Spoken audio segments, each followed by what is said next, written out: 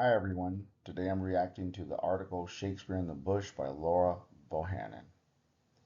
The main idea of the article is that stories are never interpreted in a cultural vacuum. Bohannon, an American anthropologist, travels to West Africa to live among the Tiv people. Before she leaves England, she argues with a friend who tells her that Shakespeare is often misunderstood because people from different cultures interpret it differently. Bohannon disagrees. She believes that because human nature is universal, anyone should understand the central meaning of Hamlet. However, after telling the story of the Tiv elders, she realized that almost every major event is interpreted differently because they view the story through their own cultural beliefs, customs, and experiences. By the end of the article, she discovers what she has thought was the only obvious interpretation was actually shaped by her own worldview. This article does an excellent job demonstrating how worldview influences the interpretation of cultural meaning. Worldview is the lens through which we understand life. It shapes our beliefs about family, morality, authority, justice, religion, and even the supernatural. Throughout the story, the Tiv elders aren't confused by Hamlet. They're interpreted in a way that makes sense with their own culture.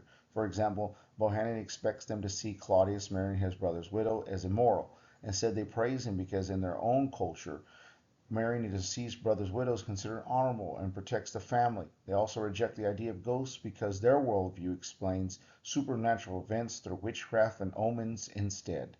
The events in the Hamlet never change, but their meaning changes because the audience's worldview is different. One clear example of ethnocentric bias in the article is Bohannon's belief that Hamlet has only one correct interpretation. Before she arrives in Africa, she assumes that Shakespeare's themes are universally obvious and that cultural differences will only affect minor details. Their assumption reflects ethnocentrism because she unknowingly treats her own cultural understanding as the standard against which everyone else's interpretation should be measured. Ironically, by the end of the article, the Tiv elders believe that they are teaching her the true meaning of Hamlet. Both sides believe their interpretation is simply common because both are viewing the story through the lenses of their own culture. The article challenged me to think differently because the idea of what is normal before reading it, it would have been easy to think that some cultural values are simply universal. Instead, the story shows that many of the things we consider obvious are actually learned. What one culture considers respectful, another may question. What one culture considers immoral, another may view as responsible. The Tiv weren't trying to reject Shakespeare, they were simply making sense of the story using the beliefs that they had always known. They made me realize that all of us carry invisible assumptions about the world, and we often don't recognize those assumptions until we encounter someone who sees the world differently. One unique aspect of my own life really helped me connect with this article. I'm triracial, black, Human, and Samoan, but I was adopted into a family that many people don't know how to categorize. My adoptive father is black, my adoptive mother is Mexican, and my dad was also a black cowboy, which surprises many people because it doesn't fit the stereotype most people have of cowboys. On top of that, my dad was in the late 60s, and when he adopted me, and he was about 23 years older than my mom. Growing up, people constantly tried to make my family fit in categories that made sense to them. Some people assume my dad was actually my grandfather because of his age. Others question whether my parents were really my parents because we didn't share all the same racial background. Some people were surprised the black cowboys even existed because their image of the American cowboy came from movies rather than history. I've also had people ask how I could be black, Cuban, and Samoan while being raised by a black father and a Mexican mother. Once they realized I was adopted, many people realized that they had made assumptions before knowing my story. Looking back, I don't think those reactions usually came from prejudice or bad intentions. They came from worldview.